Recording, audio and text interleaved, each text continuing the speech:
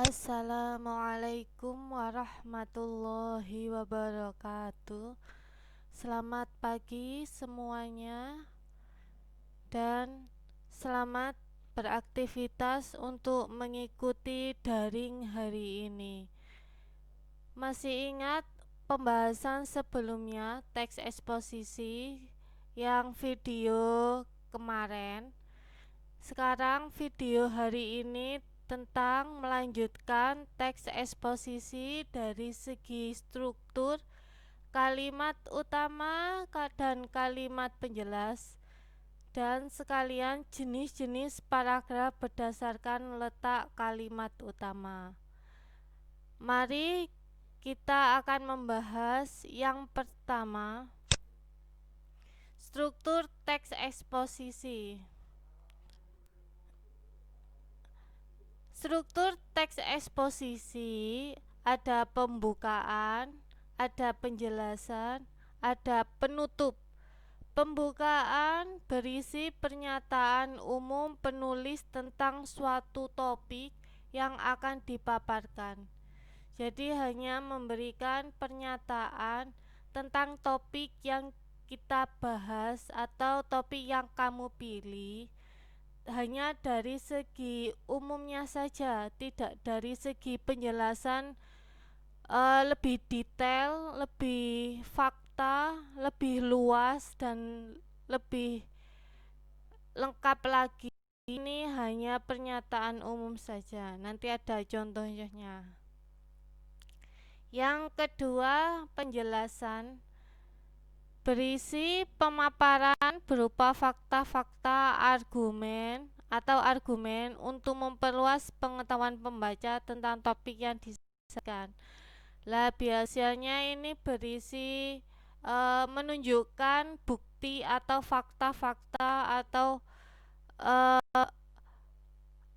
pendapat juga ada di sini ya, dari kalimat saran atau apapun ini masuk ke penjelasan.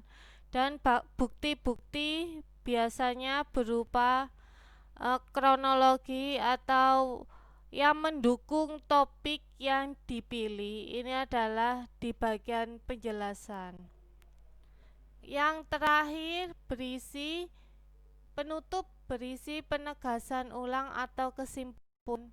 Jadi penulis terhadap topik yang dipaparkan bisa berupa kesan, bisa menegaskan ulang dari pembukaan sampai penjelasan.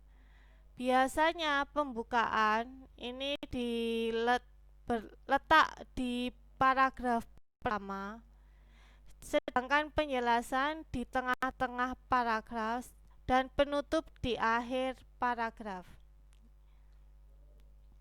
Dari penjelasan ini, kalian masih belum memahami hal itu? Nanti lanjutnya ada contohnya. Ini contohnya. Topik yang dibahas judulnya adalah sampah ya. Kita lihat dari pembukaannya. Ini pembukaan ya, strukturnya. Penimbunan sampah sudah menjadi masalah nasional. Jadi ini tentang penimbunan sampah. Pernyataan umumnya bahwa penimbunan sampah ini sudah menjadi masalah negara ya, nasional, dari lingkupnya negara Indonesia. Jika kita lihat di tempat-tempat pembuangan akhir atau TPA, sampah semakin menggunung. Gunungan sampah tersebut jika dibiarkan segera diatasi dengan serius akan menimbulkan berbagai masalah. Jadi dari pernyataan umum atau pembukaan bahwa penimbunan sampah ini jika kita lihat ini semakin tinggi ya, semakin menggunung, sehingga jika dibiarkan akan menjadi serius dan menimbulkan berbagai masalah. Berbagai masalah itu seperti apa? Nah, ini bagian penjelasan. Yuk kita lihat paragraf kedua. Gunungan sampah dapat mengakibatkan bau busuk dan menyuguhkan pemandangan yang tidak dipandang mata. Masuk berbagai masalah ya. Selain itu, gunungan sampah menyebabkan kuman-kuman penyakit mudah berkembang biak. Jika musim hujan, sampah dapat menghambat aliran air hujan yang akan meresap ke dalam tanah dan menyumbat saluran-saluran air sehingga menyebabkan banjir. Sampah yang terkena aliran hujan juga dapat menyebar kemana-mana, kotoran dan penyakit semakin berkembang. Dari paragraf 2 menjelaskan lebih lengkap ya tentang berbagai masalah tentang penimbunan sampah yang menggunung. Jadi ini penjelasan lengkap tentang berbagai masalah tentang gunungan sampah yang menggunung menyebabkan banyak kuman yang mudah berkembang biak. Selain itu, menggunungnya sampah juga dapat menghambat aliran air hujan sehingga mengakibatkan banjir. Ya, ini banjir. Sampah yang terkena aliran hujan dapat menyebar kemana-mana kotoran dan penyakit ya. Ini penjelasan paragraf kedua. Yuk kita lihat paragraf ketiga, masih masuk penjelasan ya. Struktur penjelasan. Kok bisa? Nah ini. Sampah-sampah tersebut juga meresap ke dalam tanah, air, dan udara yang dihirup manusia. Padahal manusia sangat membutuhkan semua itu. Jika semuanya tercemar, pencemaran tersebut dapat merasuk ke dalam tubuh manusia. Hal ini dapat menyebabkan efek jangka pendek dan jangka panjang. Efek jangka pendek dapat terjadi dengan banyaknya penyakit yang berkembang biak seperti demam berdarah, malaria, diare, ispa atau gangguan pernafasan, gatal-gatal, penyakit-penyakit lain.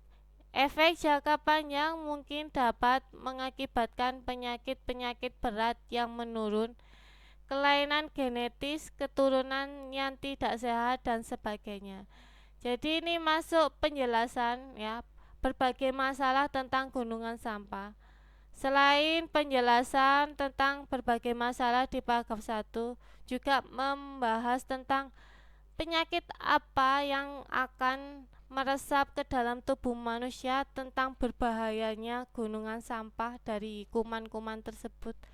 Ada jangka pendek dan jangka panjang. Jangka pendek dapat menyebabkan manusia mengalami demam berdarah, malaria, diare, ispa, gatal-gatal, dan penyakit lainnya. Kalau efek jangka panjang ini mengalami kelainan genetis, keturunan yang tidak sehat dan sebagainya. Nah, ini masuk penjelasan. Sedangkan bagian penutup, penanggulangan sampah memang harus dilakukan secara serius agar tidak menimbulkan berbagai masalah yang dapat merugikan masyarakat. Oleh karena itu, masyarakatlah yang memiliki peranan penting dalam penanggulangan masalah sampah, terutama dalam mengelola sampah rumah tangga yang mereka hasilkan setiap hari. Hal itu tentu saja harus didukung oleh kesadaran masyarakat akan budaya hidup bersih dan sehat. Jika masyarakat sudah memiliki kesadaran akan pentingnya lingkungan yang bersih, maka permasalahan sampah ini akan lebih mudah diatasi. Penutup, ingat ya penjelasannya apa? Penegasan ulang dari segala paragraf 2 dan paragraf 3 menjelaskan berbagai permasalahan dalam menggunungnya sampah. Di paragraf terakhir, yaitu bagian penutup, memberikan solusi dari berbagai masalah yang dibahas tentang paragraf 1 dan 2. Jadi perlu kesadaran masyarakat tentang pentingnya penanggulangan masalah sampah. Ya, ini solusi atau saran kesimpulan dari paragraf 1, 2, 3 tentang sampah, menunggungnya sampah yang menimbulkan Dari contohnya, semoga kalian bisa memahami hal itu. Langsung saja kita bahas selanjutnya, kalimat utama dan kalimat penjelas. Apa itu kalimat utama, kalimat penjelas? Kita lihat penjelasan berikut ini. Kalimat utama adalah kalimat yang mengandung gagasan utama dalam sebuah paragraf. Jadi di paragraf itu ada ide pokok yang kita bahas sesuai topik, ini masuk kalimat utama. Sedangkan kalimat penjelas adalah kalimat yang berfungsi sebagai pendukung atau penguat gagasan pokok yang ada pada kalimat utama. Ingat, kalimat utama itu ide pokoknya, sedangkan kalimat penjelas mendukung kalimat utama, ya. Kita lihat contohnya. Contohnya ada di jenis-jenis paragraf berdasarkan letak kalimat utama. Nah, ini kalimat utama letaknya. Yang pertama, paragraf deduktif, kalimat atau paragraf yang kalimat utamanya terletak di awal paragraf. Mana kalimat utamanya? Kita lihat di kalimat 1. Ada beberapa varian dendeng di dalam masakan khas Padang. Salah satunya adalah dendeng balado. Kita lihat kalimat kedua, ini kalimat ke-1. Kok bisa kita tahu ini kalimat ke-1, kalimat 2? Ya, ini ada tanda titiknya ya. Ini kalimat itu diawali huruf kapital atau huruf besar dan diakhiri tanda titik. Ini kalimat ke-1. Kita lihat kalimat kedua. Makanan ini terbuat dari daging sapi yang dipotong tipis dan melebar. Ini kalimat kedua, apakah kalimat penjelas atau kalimat utama?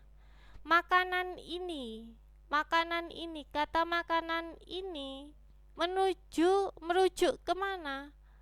Yaitu dendeng masakan khas balado, dendeng balado. Jadi kalimat kedua ini mendukung kalimat pertama. Bisa juga kalimat pertama ini kalimat utama, sedangkan kalimat kedua merupakan kalimat penjelas yang mendukung kalimat pertama. Makanan ini maksudnya adalah dendeng balado di kalimat pertama ya. Makanan ini terbuat dari daging sapi yang dipotong tipis dan melebar. Jadi ini menjelaskan kalimat kedua tentang apa sih dendeng balado ini. Oh, daging sapi yang dipotong tipis dan melebar. Yang kalimat ketiga, daging sapi tersebut, ada kata tersebut, daging sapi tersebut, maksudnya adalah dendeng balado ya kan. Daging sapi tersebut kemudian dijemur di bawah sinar matahari sampai kering. Kata daging tersebut merujuk ke dendeng balado. Akhirnya kalimat ketiga masuk kalimat penjelas yang mendukung kalimat pertama seperti kalimat kedua ya. Ini kalimat ketiga sampai ini ada tanda titik. Setelah dijemur, lah ini melanjutkan kalimat ketiga. Ingat, kalimat 3 menjelaskan kalimat pertama, otomatis kalimat keempat kan setelah dijemur, jadi masih menjelaskan kalimat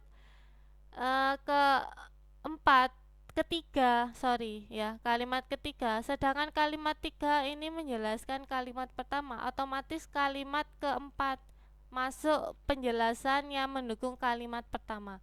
Setelah dijemur sampai kering, daging sapi digoreng, kemudian ini hanya nggak perlu, kemudian diberi bumbu berbahan dasar cabai atau biasa dikenal sebagai bumbu balado. Jadi kalimat utama di awal di sini ya.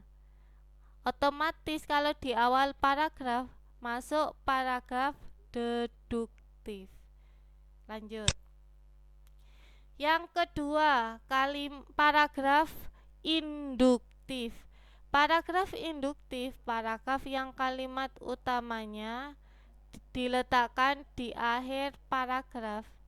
Biasanya di akhir paragraf ada kalimat atau kata penegasan jadi, kayak jadi. Dengan demikian,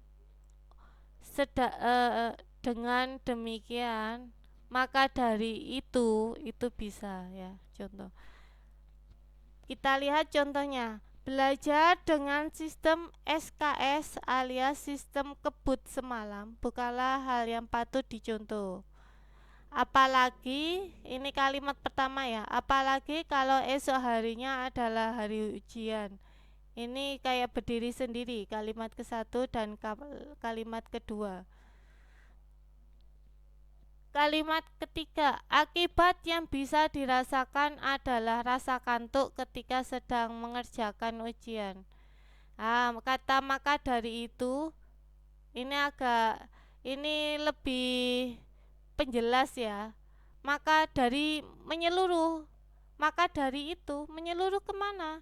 Ya belajar tentang kebut semalam sampai esok pagi, dan rasa kantuk yang diakibatkan belajar kebut semalam. Maka dari itu persiapkan diri dan mulai belajar sejak jauh-jauh hari sebelum waktu ujian tiba.